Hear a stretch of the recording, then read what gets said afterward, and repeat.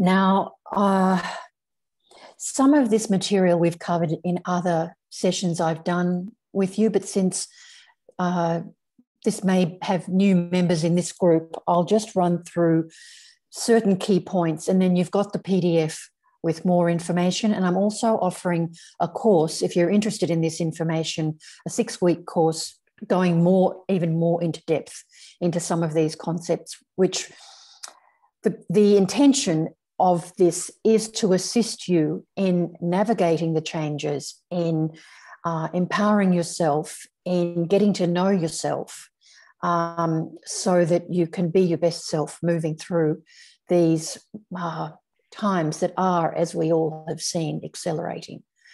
Can everybody hear me okay? I've got headphones on and a microphone. Thank you so much. All right. So I like to look at the process we're going through as a shift from the age of Pisces to the age of Aquarius. And that can sound really kind of nebulous or symbolic, but I like to think of it, at the moment, we're also going through a transition of a cycle from summer to fall. It's an inevitable change. It can't be stopped. We all experience it differently, but there are certain inevitabilities. And that is really what is happening with the shift in our consciousness. And it's not just our consciousness. This is a universal cycle. So it's affecting the planet, it's affecting animals, it's affecting nature, it's affecting everything. And as stewards of the planet, which I believe we are as humanity, it's really up to us to use the power of our creation capacity, our creative manifestation capacity, to guide this process. And the very fact that you're here tonight and interested in this topic indicates that you really came here for this purpose, that you're actually souls with many expressions in many realms, but you volunteered to come here at this time to help the planet, to help humanity through this shift. And this is something, if you're not aware of it, that it can be very empowering, because you're not sort of a little human being being buffeted by the winds of change against your will. You're a powerful spiritual being who is powerful enough to be able to incarnate into this realm, forget who you really are for a time, but you have the capacity to awaken, to remember, and to like Humpty Dumpty, put yourself back together again, and assist everybody else in doing the same thing.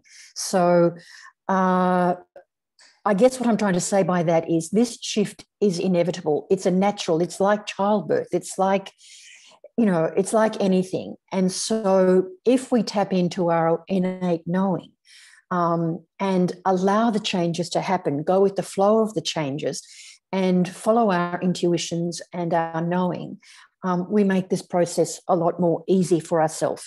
And as that happens, we gradually, almost like peeling back the layers of an onion or piecing back together a jigsaw puzzle. I use a lot of metaphors. I hope that's not too annoying. We're literally expanding the bandwidth of our consciousness. So, for example, you might find yourselves being able to commune with nature in a new way, being able to communicate with animals, having telepathic experiences, having cosmic, angelic, elemental, Davic experiences. And this is our consciousness, what I like to say, healing and holding and expanding. And this is at the heart of everything that's happening. So I also like to think that it's not something that we should fear. It's something that we can embrace and think of ourselves as pioneers of this path where we're building the bridge back to the multidimensions, out of the limitation of the third dimension, the earth that really has been in a quarantine for millennia. We're building the bridge back out of this limited version of reality to rejoin the universal reality, the contact with the all that is. And I also like to emphasize that this isn't, when we start opening up to psychic skills and visions and dreams and all the amazing things that we're all individually experiencing and that draw us together in situations like the current one, I like to say that it's not a gift.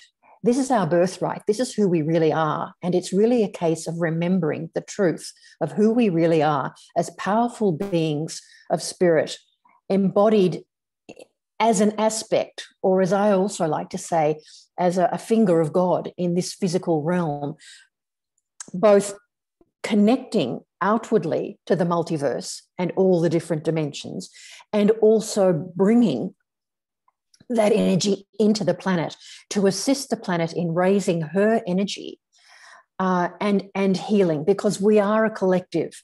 And so while the earth is her own being, she also is the body for all of us. And as a collective, we need to individually ascend our own consciousness. But the beauty of what we're doing is we're doing this as a collective and as a planet, which, as far as I understand, has not happened before, although I'm not sure of that. But it's possible. We certainly know that what we're doing here on planet Earth is having a resounding impact out into the multiverse. So it's a pretty special time to be alive. And as I say, I like to make it something exciting as opposed to something potentially scary, even though there are scary aspects to it, as we're experiencing even now in the outer reality. So one thing I'll add to that, my guidance very early on gave me the metaphor that as we rebuild our light body, as we heal and whole ourselves and come into the fullness of who we really are, we basically act as scaffolding for the planet, holding things stable and then raising our vibration almost like a winch, if you can imagine the idea of scaffolding and winching the planet up into the higher dimensions, where we basically free ourselves of the lower timelines, the lower densities that aren't serving us any longer. But because everything begins with energy and with consciousness, and because the 3D realm is a realm of duality, that adversarial yin-yang, good, bad, black, white, what I like to say, a tug of war, like a what I call a seesaw. What do Americans call it? A teeter-totter, or a tug of war. There's no benefit to that duality at this point.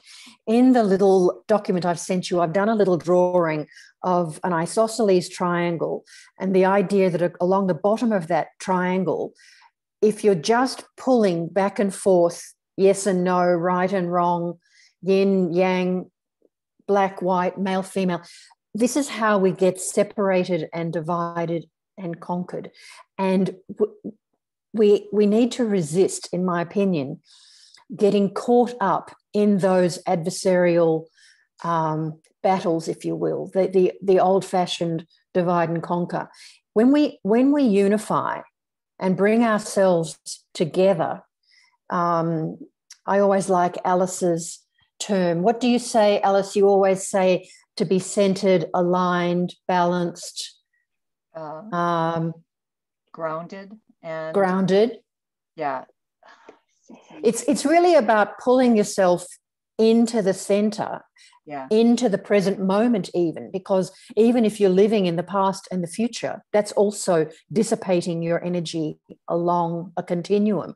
Whereas your power really comes from the present moment, where you make choices, where you set intentions, where you manifest what you want. And as you do that, that's when you sort of take the 90-degree turn and raise vertically. And and raise out of those dilemmas, those challenges, those adversarial, dualistic expressions. And so it's more important than ever for us not to get drawn into the drama, but rather recognize we're here to be a pillar of light or a finger of God, however you like to visualize it or think of it, conceptualize it, because then you have that vertical connection through the dimensions. And another metaphor I like to use for the levels of consciousness or the dimensions is the idea of Russian dolls, that we have versions of ourselves and we can choose the perception, the appropriate perception for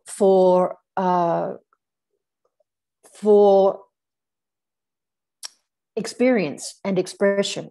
So at times, for example, when we're doing Reiki, for example, we might actually be moving further down the dimensions and feeling in to the cellular level, the quantum level, the elemental level, where we're working with to do healing. At times we may raise up more to a cosmic level. It depends, it's not a question of good or bad. Once again, it's really a question of recognizing the vast connection that we have, and that often the ascension process is really just connecting with, discerning and integrating other levels of our consciousness and perceiving from those levels, which very often that also has an impact on our reality and on what we perceive to be truth. What is truth at one level in one reality may be different from a higher perspective. Yes, we are human beings embodied in the third dimension, but we're also multidimensional beings. And I personally believe that we've come here to heal ourselves, to create an energetic template for that healing, and in doing so, support others in doing the same. And of course, as I've already said, as we do that collectively, we raise the vibration of the planet. Now, I'm just checking to see are there any questions at that level before I proceed? No? Okie dokie. So I also want to emphasize the idea of being a volunteer, and some of the impacts of being a volunteer. And when I say that we're a volunteer, my personal, now let me just also backtrack and say, I'm speaking to you from my experience and my understanding. And obviously, it's for you to discern how this fits in with your own reality and how you feel about it. I'm only presenting a perspective that aligns with my experience. And I'm hoping that this will potentially trigger things in yours. But I think we have to, at this point, recognize that we've come from different places, different experiences, and we're bringing different knowing. And that's how we cross-pollinate and learn from each other. So this is just my perspective, and obviously I honor you in filtering this and tailoring it to what you resonate with. Having said that, my perception is that I only ever came here for this time now. And so any of the lives that I perceive I have had in the past were all about having experience and seeding consciousness to help me in this lifetime now. it's not as though, we're suddenly starseed or light workers now in this life. We're great spirits. And so many of us relate to having been alive in the time of Jesus, for example. Now, that's potentially because we're in a Western society and that's sort of the language of consciousness that we understand. Many of us, I notice, also relate to lives in Peru, lives in France, key experiences. And it's my intuition that we've done that deliberately because we needed to seed experience, and I think even in terms of sacred sites and things, when we go and visit these sacred sites, it's like a trigger for our memory. But we're the ones who set those triggers and planted those seeds and planted those memories in the planetary body to collect. And the beautiful thing is that even what we should even do is make sure we have a good look at each other, because when we see each other, often we even trigger each other. When you look at somebody's eyes and you see into their soul, you remember something, not necessarily consciously, but it's a wonderful thing that even in meeting each other, we trigger memory, we trigger activations. And so, for example, I went to Egypt in 2010 and ended up at the foot of the Sphinx and just had a huge download of memories and ended up just weeping for an hour as the sun rose over the Sphinx. I'm sure many of you have had those sorts of experiences, whether meeting a person or going to a place. This is all how we put ourselves back together and break free of the limiting ideas of who we think we are and regain access to the aspects of who we really are. So many of these times we're reclaiming parts of ourselves, and that also triggers healing, because in this lifetime, because we're coming to the culmination of this shift, the actual time where we break through the veils and reclaim conscious memory beyond the third dimension. Sorry, I've just lost what I was saying. It often happens. Can anybody remind me what I was talking about? Egypt and being a volunteer. Oh, and thank you. I've just and activations that activate healing in us. For example, what I have discovered regularly happens is we have a present day situation that will trigger a feeling of disempowerment, a feeling of rejection, a feeling of, you can imagine what I mean. And what you'll find will happen is that will send you back perhaps into childhood, but it also can send you back into other lives, even if you don't consciously realize it. Where when you experience an overreaction to the present day situation, meaning the feeling is more painful, your reaction is more extreme, these are the times where we're actually connecting into other experiences from other timelines. And by healing in the present, we heal the complete timeline. So, for example, when I had that memory in Egypt, it was a memory of drowning, the goddesses being drowned in the temples underneath that whole Giza plateau. I also had powerful memories of matriarchy well before then, where, and when I say matriarchy, I don't necessarily mean women. I just mean more of a female-oriented, feminine energy, yin energy-oriented way of living, whereas we're used to more of a patriarchal, masculine energy. It's not I never want to make it about men and women, because it's not.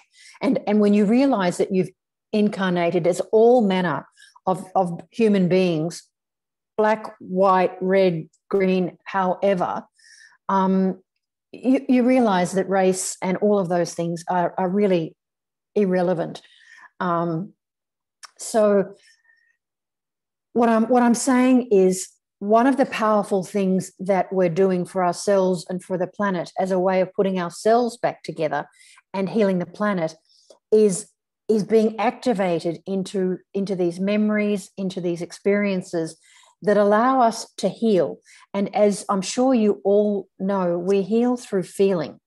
So when you feel the emotion of an experience, feeling what it's like to drown, and even in the positive sense, feeling what it was like to be part of that matriarchal society where we used our consciousness as a collective to set intentions. We charged huge quartz vessels that carried water to charge the water with positive energy that then fed the people and fed the crops and what have you. You're basically reclaiming these parts of yourself and healing any associated traumas.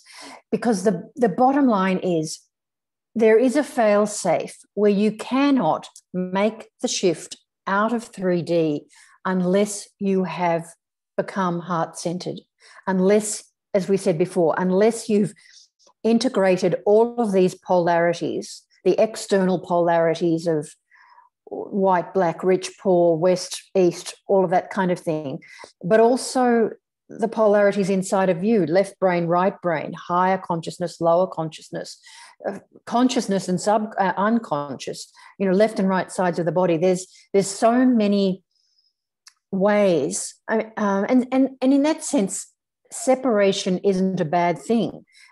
I also like to give the metaphor that when you're using your GPS, there are times when you want to zoom out and see the big picture of where you are and what's happening. And there are times when it's perfectly appropriate to zoom in to the detail.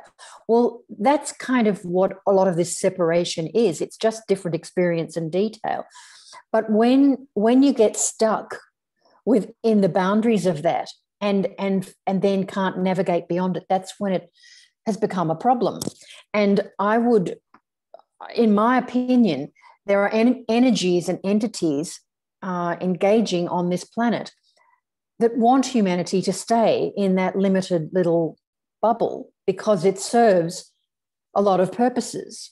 And that's why it's been so difficult for, the earth to thrive and to be all that it can be, or return back to being all that it was intended to be and it initially was. Because there has been and there continues to be interference. But it's beings like us who are making that connection, crossing the rainbow bridge, as it's called, recognizing that we can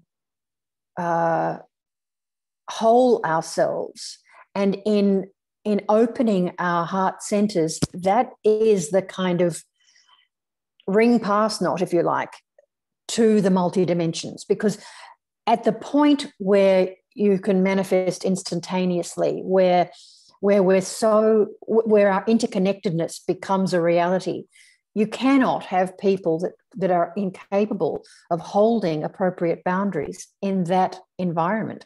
So this is also why it's so important to learn, and this has been a huge one for me, and I still haven't mastered it, to hold appropriate energetic, emotional, mental, physical boundaries, to learn to express, with love. And another, I hope I'm not shifting around too much for you, but another metaphor I like to use is the idea of the Trinity or the trilogy or the threefold flame or the fleur-de-lis, which I love, as the idea of power, love, and wisdom.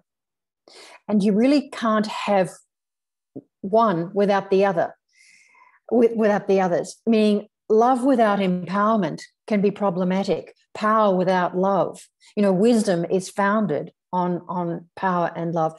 So we're basically, what I've noticed is as light workers and starseed, we've tended to come in with a little backpack of strengths and a backpack of vulnerabilities, and we use our strengths to heal our vulnerabilities so that we can empower ourselves to rise up and be that finger of God that I have spoken of.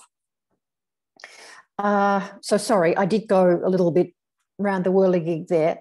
But the point that I'm making is, or one of the points that I'm trying to make, is that what we're doing, number one, goes far beyond this current life. And also, one of the challenges I notice in the awakening process is identifying very strongly with our experience, with the traumatic aspects of our experience. And because we know that like attracts like, because that's what we have experienced, it tends to be what we subconsciously expect. But once we start awakening to be able to use our consciousness more, we can break free of expecting what we've experienced in the past. And the energies of this new phase, this age of Aquarius, the new light that is flooding the planet and activating these changes in us,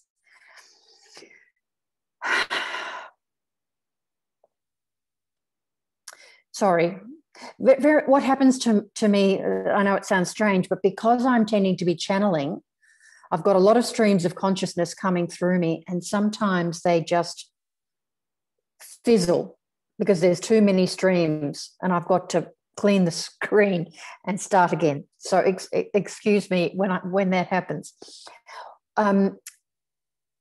It's possible now for us to start with a clean slate. We can choose who we are, who we want to be. We can really leave the past behind, and really it's incumbent upon us to empower ourselves to do that, because if we keep focusing on the past, we're doomed to recreate it in a way. I think that's kind of fairly obvious in the sense of the cycles of time and the way things do repeat.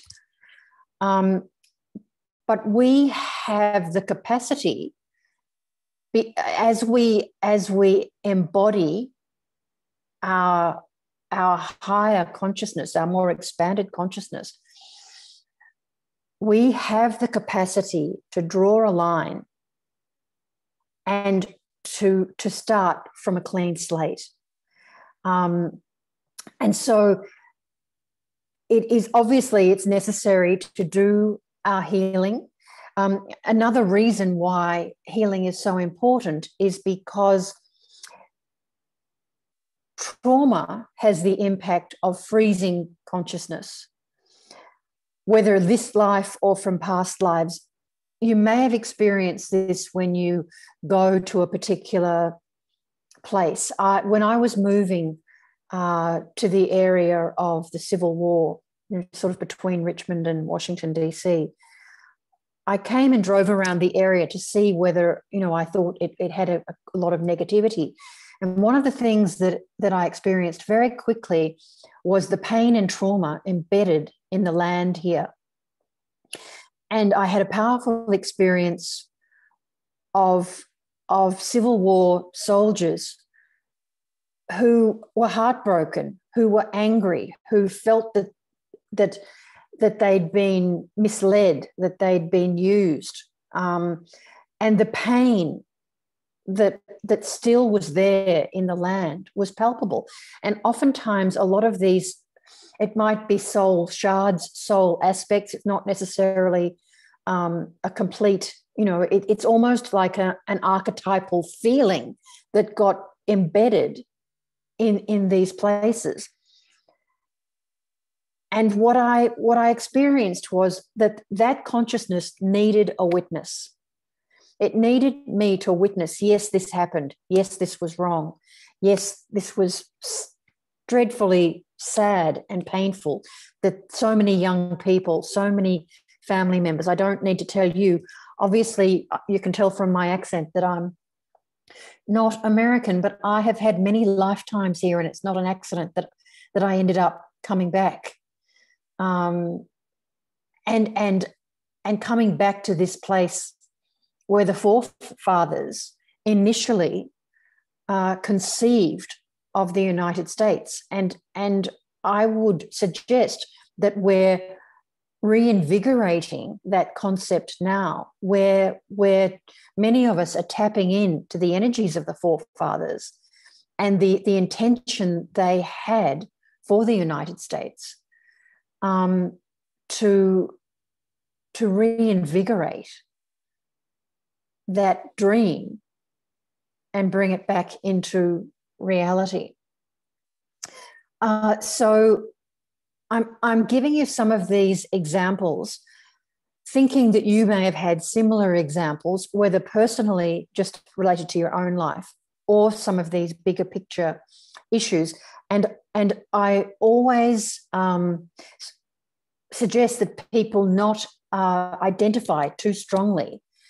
If you recognize that you are a powerful spiritual being that's had many experiences and is having many experiences across the multiverse, the most powerful thing we can do is acknowledge those traumas, acknowledge the experience.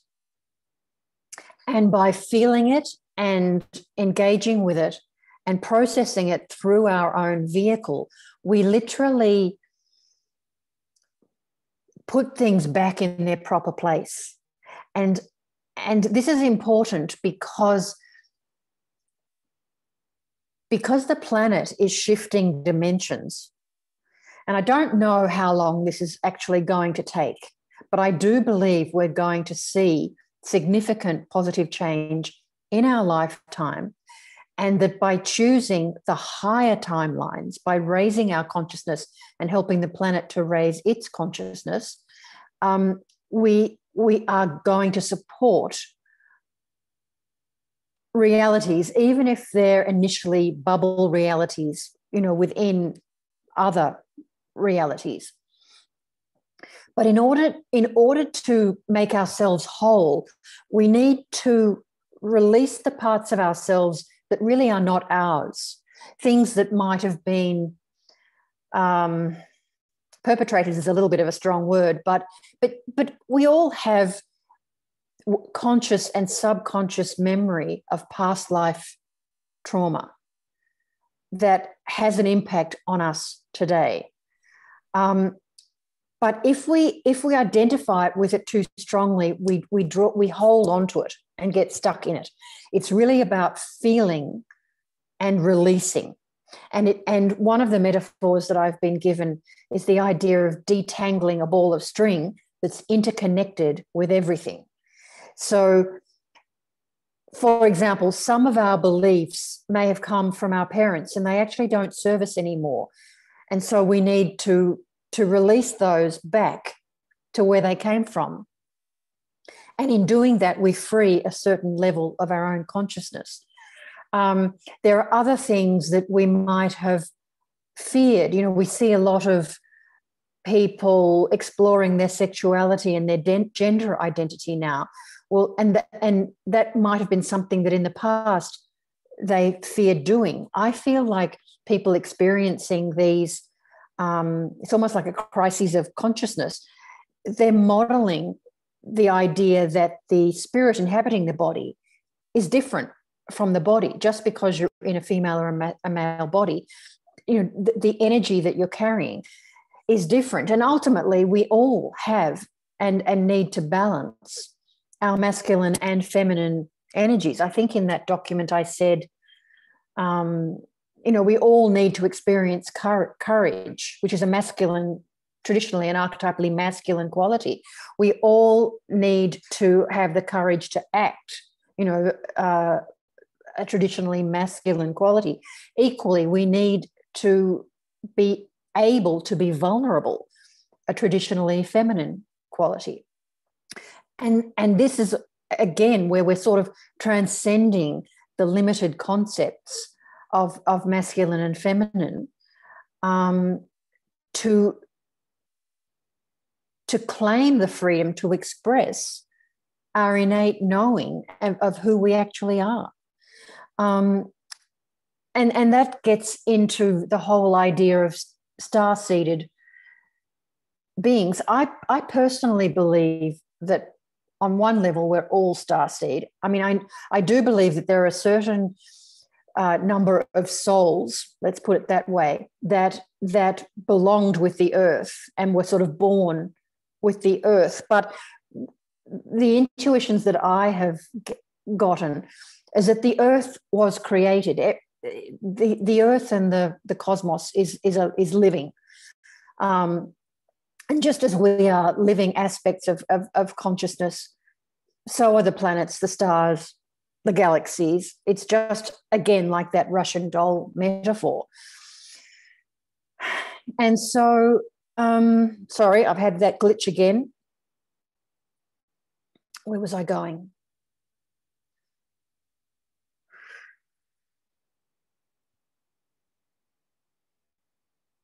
Sorry, I really lost it this time. Let me go. You were talking about starseeds. Oh, thank you. Thank you.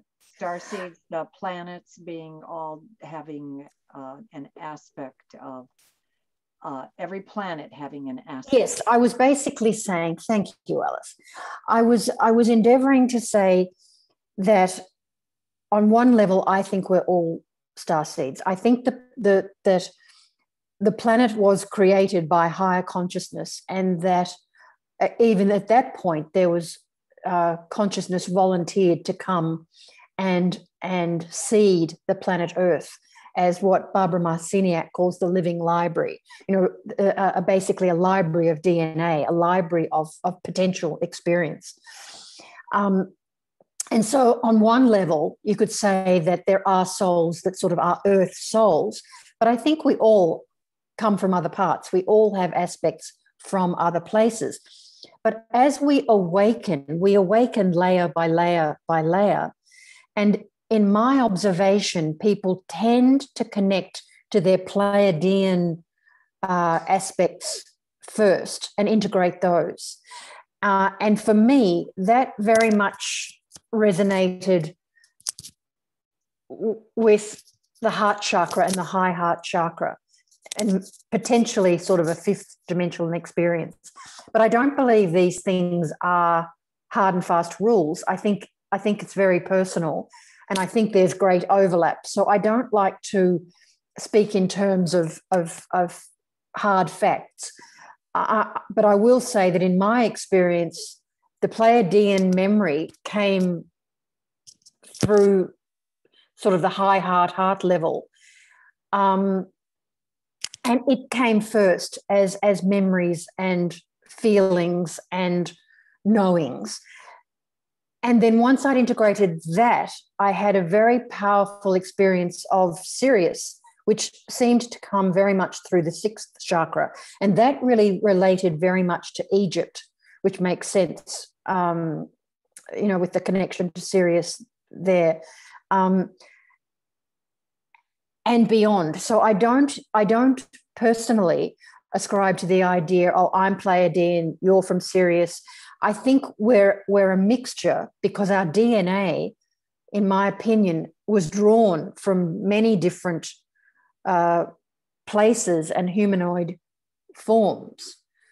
And so if you relate to the idea of our junk DNA and certain parts of our DNA being inactivated, as we activate, for example, me going to Egypt and something activating, me coming here to America, something activating, meeting a particular person, something activating, we then integrate those aspects. I feel a very powerful connection to Lyra, and I am told quite categorically by my guidance that it's Lyra, it's not Lyra. These funny things.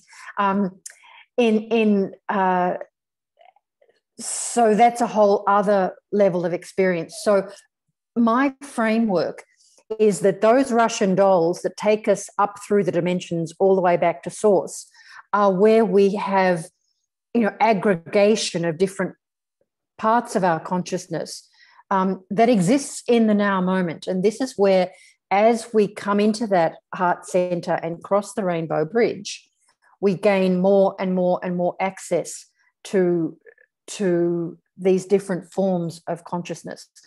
And so I suspect that people who don't yet perhaps identify as being starseed and feel themselves to be perhaps light workers, it's just that they haven't awoken to those kinds of connections and perhaps don't resonate with that yet. But there's no right or wrong to anything. Somebody else might say, no, it's fixed and this is the way it is. Well, again, it's all perception. And so I'm only sharing my perception. One of the interesting things that I have come across through my expansion is the evolution of the chakra system. We have a sense of the traditional chakra system, whether that might be the 7 primary chakras, or some of us might think of it as an additional 5 chakras beyond that, and even more beyond that. But what I have experienced in raising my own consciousness is the merging of the chakras, where, for example, the first chakra almost pulled up into the second. And I will say, when I ground now, I don't feel like I'm grounding into the center of the planet. I feel like I'm grounding more from the second chakra into the crystal grid surrounding the planet. And I'm wondering if that's part of the shift in realities. And again, I don't have hard and fast opinions on these things. I'm just sharing my experience. I've also noticed that the second and third chakras then are also blending, but the second chakra seems to be the more dominant in terms of manifestation into this realm. So I'm curious to know if anybody else has had this kind of experience. Similarly, I've spoken about this with Alice before. When you first awaken and start gaining psychic sight in whatever forms you do, you tend to be guided up to connect with something above you, which I perceived as my higher self, which is accessed in a certain degree through the 8th chakra, or what's called the seat of the soul. But after several years, I realized that I no longer sort of shifted my consciousness up there to connect psychically. I realized that I'd embodied that aspect of myself. And I think this is the natural process of ascension, where you literally embody your higher self down into you. And that's when your high heart really activates. And what I experienced happening was the heart center becoming much more than just the 4th chakra. It actually becomes what the word that I was given was the heart complex. And it was almost like a lens that opened for access. In a sense, if you imagine all of those Russian dolls, the connection among all of them is that heart center. And so when you have that heart center active, it's kind of like the old pictures of the Sacred Heart. For those of you who grew up in a Catholic context, if you've seen pictures of Jesus and with the Sacred Heart and the halo, that's basically the gateway to the multiverse. And until you're able to move into heart-centeredness, compassion, it doesn't mean you cease logic, and brain function.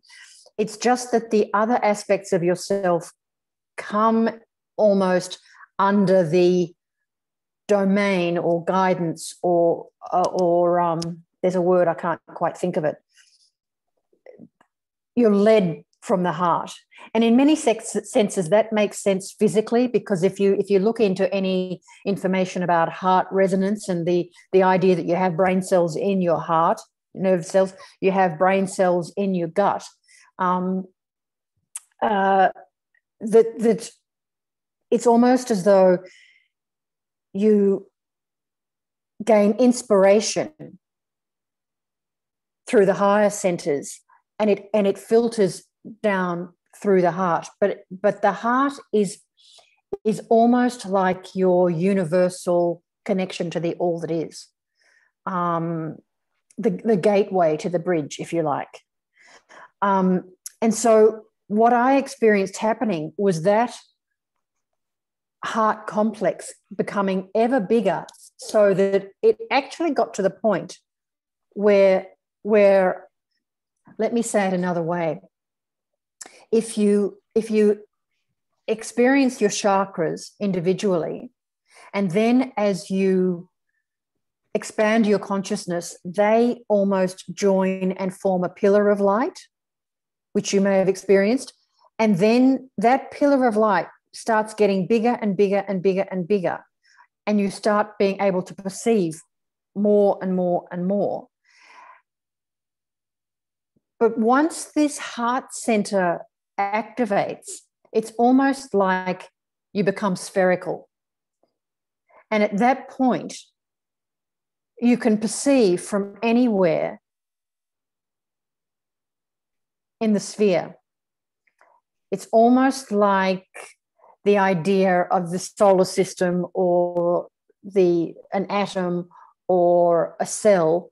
We literally sort of become a star. And at that point, your vibratory rate is exponentially increasing. But that also can only happen to the degree that you clear your bodies, your vessel. In that sense, it's really like carrying, for a clothes dryer or a refrigerator, you need a much bigger electrical cord to carry that much frequency, that much electricity. And it's the same. We're basically tempering our bodies to be able to run a lot higher and more powerful frequency. And as we do that, it's almost like we clear things. Things come up for clearing, and we clear them. And that's different for all of us. And the ways that we choose to deal with those things are different for all of us. But at that point, you have enough guidance to guide you on the path. And if you're moving in flow with that, people and opportunities will come to you for healing and whatever experiences you need. And on one level, I think for many people, it just happens naturally. And certainly the younger generations are coming in with this already active with each subsequent generation. So those of us who are a bit older, we're playing catch up because we have to keep up with the frequency as it increases. And I guess I would say I think all of that comes down to intention, and self-knowledge and introspection, and being able to let go as I said before, not remain overly attached, whether it's belief systems, whether it's people, whether it's places. We really are cosmic citizens. And so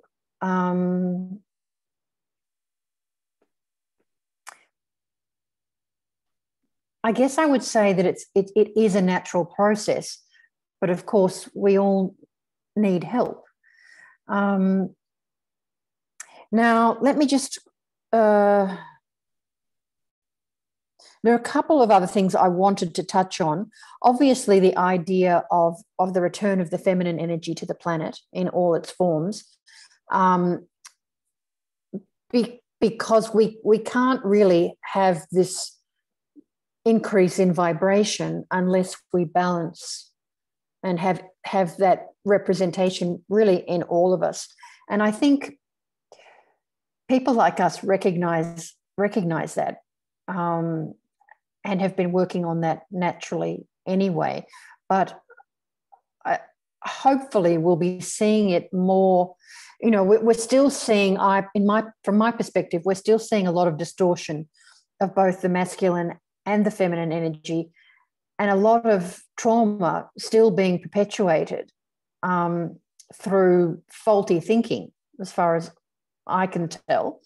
I think the pendulum swung where there was a lot of persecution of men, which again, when you realize the bigger picture, that we've all been men and we've all been women and we've all been the persecutor and the persecuted and the rapist and the person raped, it kind of breaks you free.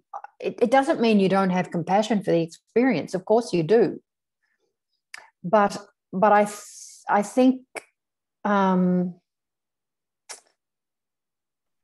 we still need a lot of healing for the masculine expression, which is more dominant in men, to be able to express in its highest form, and for us to value the masculine and not denigrate it, in the same way as we want the feminine to be raised up. We think of it in terms of, I don't like the idea of kings and queens and gods and goddesses so much, but in the sense of the beauty of the balance, because any creative process requires masculine and feminine energies. And in my opinion, this is a big reason why the masculine and the feminine have been targeted to distort and traumatize and disengage those energies, whether in people, in societies, however you want to look at it. We understand through human biology that it takes a man and a woman, or a masculine energy and a feminine energy, to make a baby, sperm, ovum, however you want to look at it.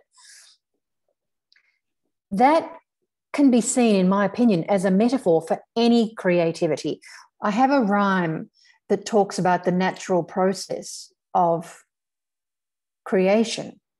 The feminine is kind of like the all potential, like if you think of planting a seed, the feminine is the soil, the darkness, the nurturing, the potentiality. The masculine is the specificity of the seed and what seed is planted. And obviously, you're not going to grow anything if you don't have both. You're not going to create a picture if you don't have the blank canvas and then the choice of what to paint on it. So I'm only saying that because I think it's still a huge issue that we need to heal and understand. And if you move into any kind of creative manifestation ideas, whether it's Abraham Hicks or Joe Dispenza or so many people, I've given you some links, some suggestions of links in that document.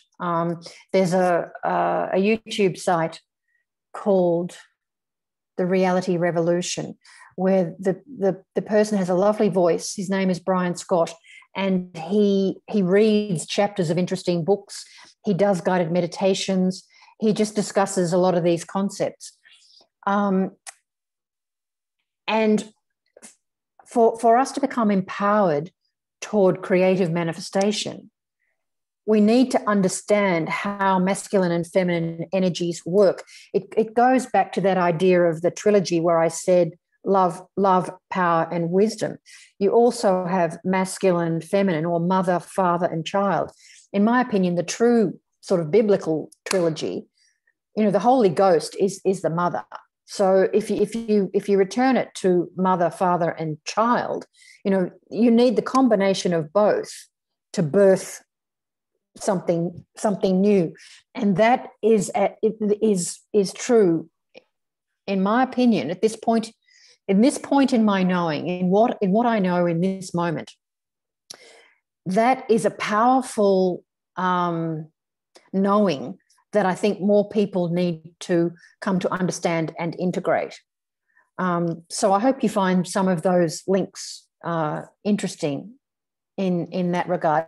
And it's powerful because as we've connected here tonight as a small collective, and we'll go back to our own lives, but energetically we've made some connections. And as we go back, this is kind of part of the cosmic lattice idea, or the crystal grid of the planet, or I would say the true internet. To me, the internet that we've experienced was really just training wheels for us to understand the true internet of cosmic consciousness and how we will be capable of communicating and creating, and how our energies intertwine, and how when we set intentions individually and collectively, we can affect change. And I think all of us, we want to heal and become the best individual we can be. We want to fulfill what we incarnated to be and do here. But I think we also have this burning desire to assist the planet in basically birthing into the next level of her evolution, which is our evolution. And that's where working with energy and understanding the creative process is really powerful. So that's something else that I'm endeavoring to teach or create space for exploration. Now, let me just think what else, timing-wise. Alice, you want me to finish at about 8:45, is that right? Please, yes. All right. Well, I tell you what, why don't we just see if there are any burning questions so that we're not leaving people without questions answered. I know I've gone all over the place, but I feel that the document I've given you will fill in some gaps. And so I've just kind of given you a flavor of a lot of these things. But questions? Hello, Mary Jane. I had a question for you. You mentioned the ring past knot. So now if we're moving from the third to the fifth dimension, how do you visualize that ring and what does it take to get through it? Well, I'm only using ring past knot as a metaphor. To me, everything I spoke about in terms of this heart complex is that gateway. Until you can raise above the duality, which is what is called polarity integration, until you can, if you think about that triangle I was talking about, when you are stuck along the linear level, I don't want to bring up politics, but we see it in politics a lot, where the left and the right, and it's just a tug of war. In recent years, what are we actually achieving? To me, there's so much more that can be achieved through win-win than through win-lose. And if you're so caught up in the win-lose, everybody ends up losing. So to me, it's about integrating the polarity, where you recognize that we're all just spirits expressing in a limited realm. But if you can integrate to that more neutral point, to the 0 point, or another way of looking at it is anything you deny is basically in shadow. You can only know what you're willing to know. In a sense, it requires a certain level of intention to be willing to know what you don't know. You know, generally speaking, the more you know, the more you realize you don't know. You know, it's more the need to be fixed about what reality is and what's true and what's comes more from a desire to be free of fear and to be free of the unknown. By embracing the unknown, you're much more likely to shed light on that and integrate it. You know, I'm sure you've seen people who, and as healers, you probably worked with people who are not ready to face a certain reality, and therefore it remains in shadow, and there's no point in you pushing or endeavoring to get them to see something that they're not ready to see. So that's just one metaphor of how the known unknown is another polarity, the safe unsafe, the comfortable uncomfortable. So again, I mentioned earlier the left brain logic versus right brain, you know, lateral. You need the chaos part of the brain, the possibilities, and then you need the logic to make the choice among the possibilities. So all of this is almost integrating more of reality. And when I say becoming heart-centered, obviously we use the word compassion, you know, recognizing that people are only acting from the point of their consciousness in that moment, and having compassion for what's going on and being able to raise up out of the need to judge, out of the need to be right, out of the need to control, for example. So however you would conceive of divine love or compassion or higher will, that's what I mean when I say that's the ring past not. If another way of looking at it, if you look at something like the Law of One, you might be familiar with, it's channeled work, where they talk about service to self versus service to other. And you need to have more of a service to other orientation. You need to be, if your whole modus operandi is basically selfish and self-serving, then obviously you're not going to get through. That's where so many people are only experience the physical reality, because they're not of a consciousness level to access anything more.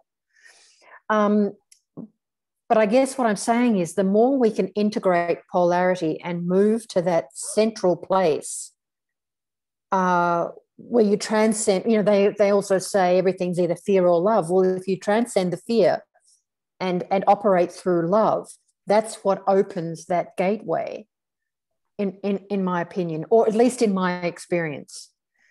Okay, so since the individual can do some of the things that you're talking about, the shift will not occur until the collective does. So how do you visualize the collective getting to that point where it's ready to move on?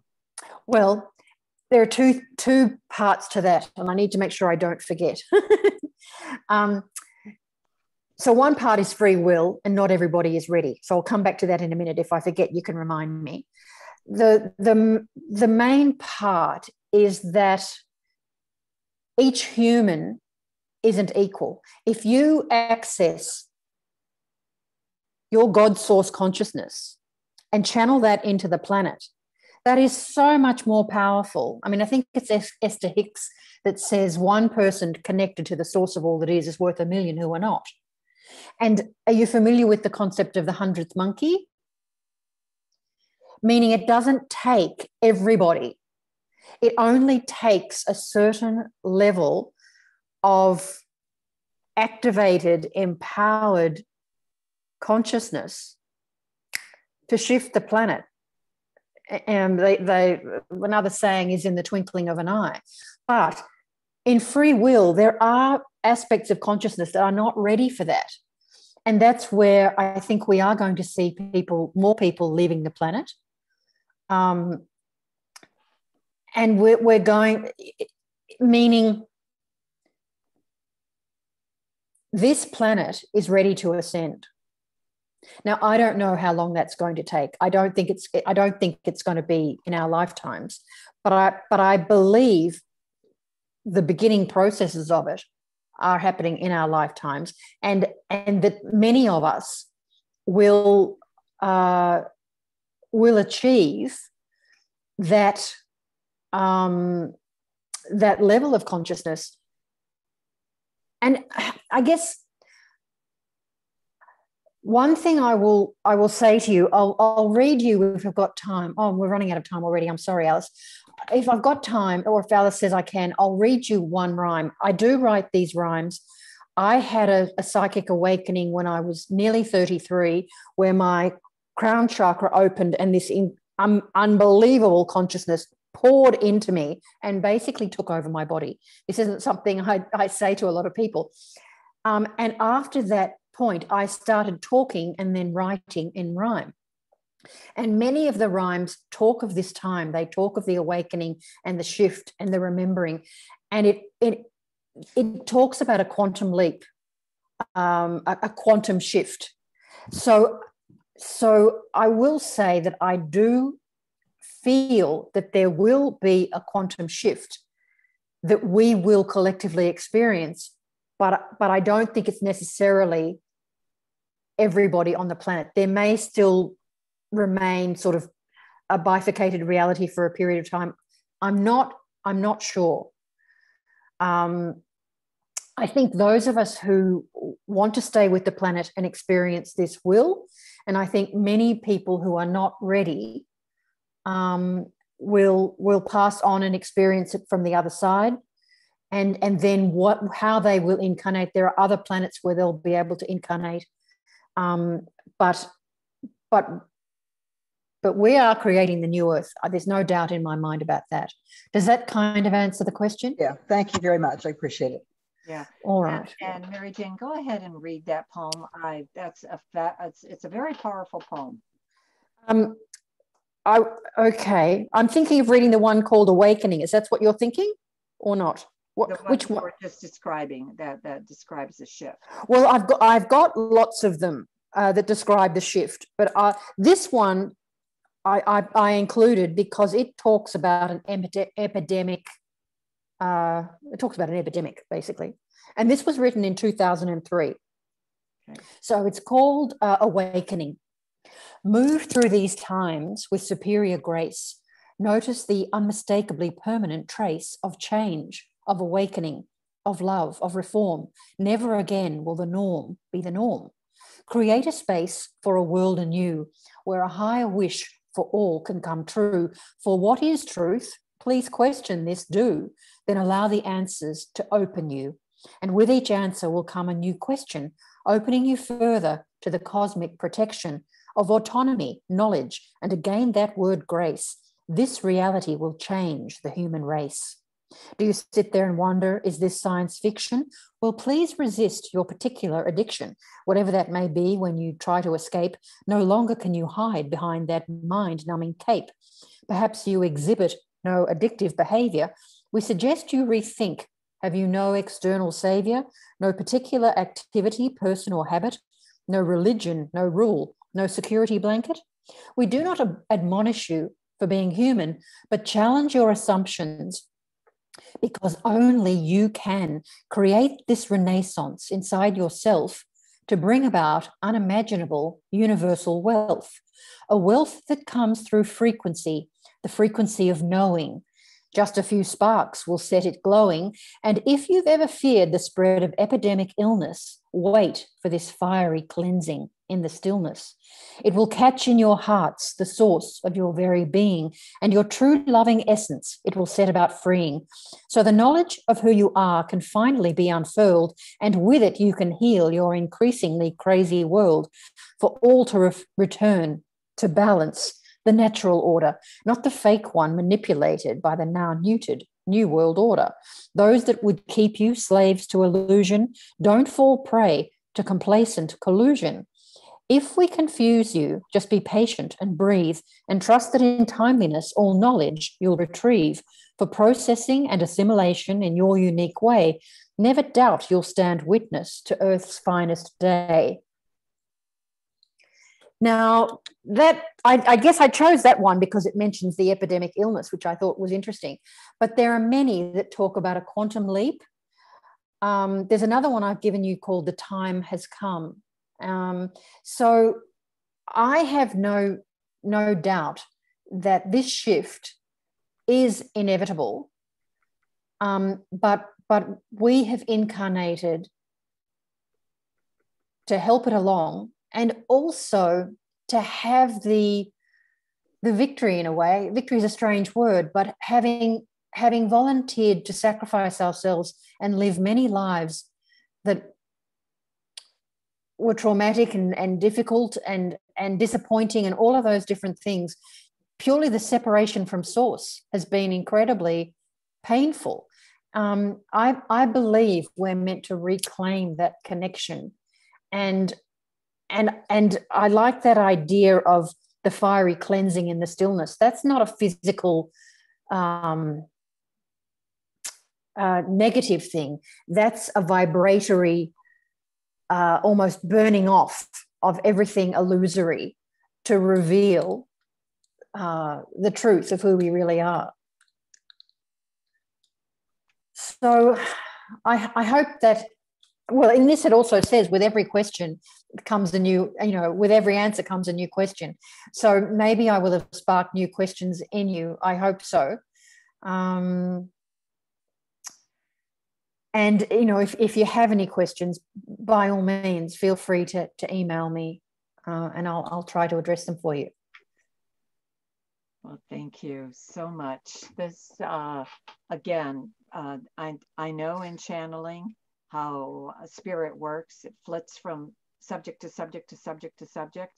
And I always feel, geez, I want more, I want more, I want more. So anyway, but I so appreciate you and the gifts that you bring, and the fact that you are willing to present as spirit offers it, so. Thank you, Alice. Well, as I said, I am interested in doing this more as a longer version course, if anybody's interested. I think over about 6 weeks via Zoom like this, but breaking it down more into subject areas that we can tackle more sequentially rather than what I've done tonight.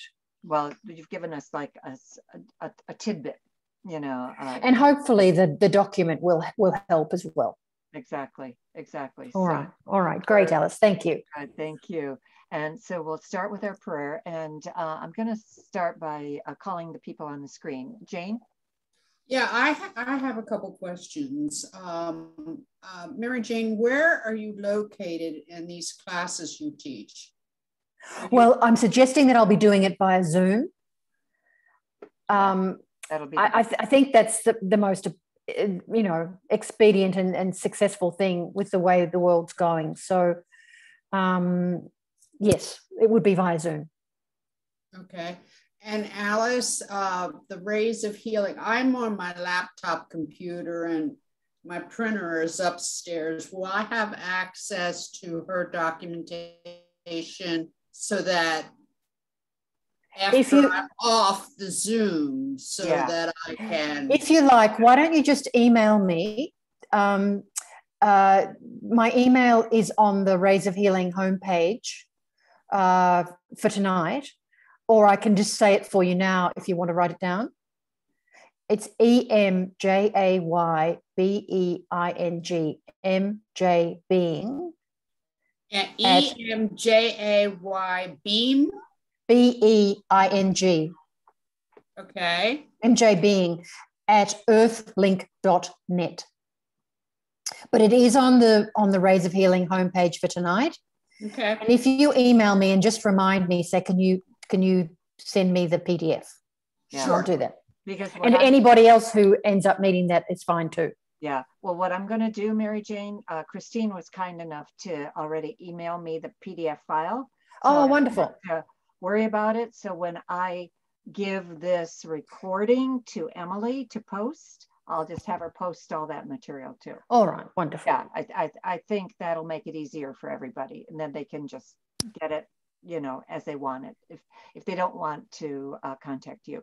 But if they do want to contact you with their own personal questions, that's your privilege. So anyway, let's say our prayer, because to me, it's so critical to pray for the beings that accompany us on our journey, or the beings that need it right now, you know, whatever it is that you feel is there. I'm going to call on the people on the screen first, then I'll go down the list. And Jane, you're right next to me, so you're gonna be first. So, but wait, I have to start. Okay, see, it's been so long since I've been here that I forgot how I started. So, anyway, dear Mother, Father God, very gently close your eyes. Place your hands in your lap on the receptive position. Take a deep breath in and exhale. Dear Mother, Father God, divine infinite spirit, source of all that is, I ask to be connected to you, to my higher self, and to the higher self of all here present. And we so again thank Mary Jane for her enlightened being and for her presentation of what her guides bring through her.